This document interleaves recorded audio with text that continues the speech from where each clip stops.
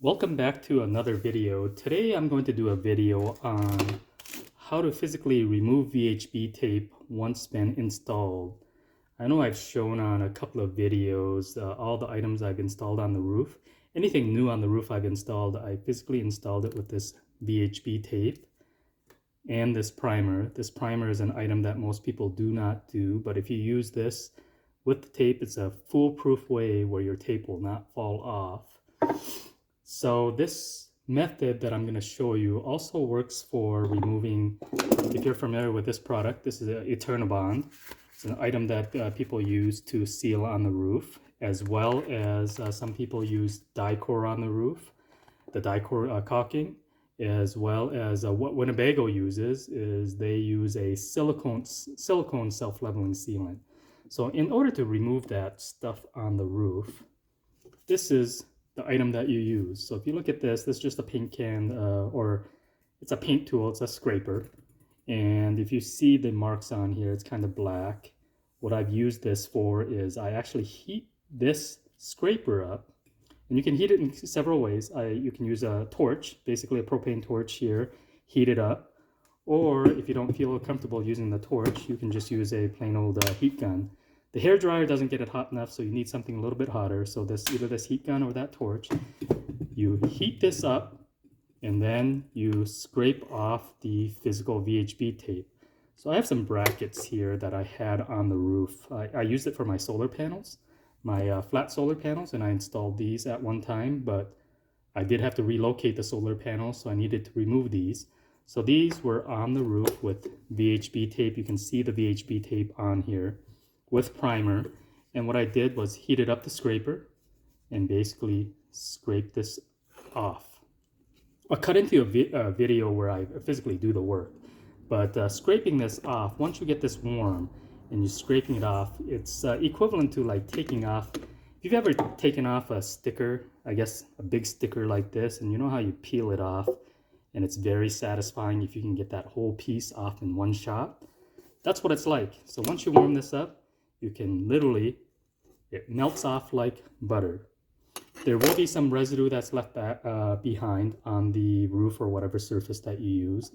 And you do want to use something like acetone. Of course, the surface has to be able to withstand it, but the acetone will remove all that VHB tape and the primer residue behind, and you'll be left with the original surface.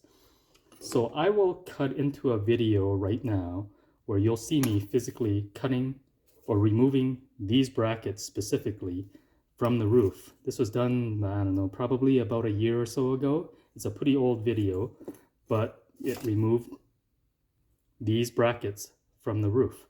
So I will cut into that video, and if you enjoy, if you like videos like this, please make a comment. I'd really like to know if you like videos like this. To me, they're kind of boring, but you know, some people don't know how to remove this stuff. You know, I can tout and advocate how great VHB tape is, but just like, you know, screws are easy to remove, but this stuff is a little harder to remove if you don't know what you're doing. But this is a quick shot at it. Let me know. I'll cut into the video, and we'll go from there. This is how you remove VHB tape that's been set for a while. You get a propane torch and heat up any type of metal scraper. And once you heat up this metal scraper,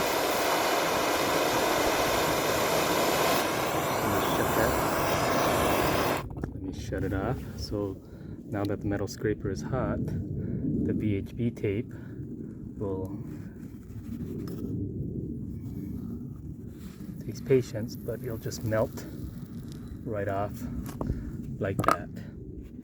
So this VHB tape has been on here for about 2 years.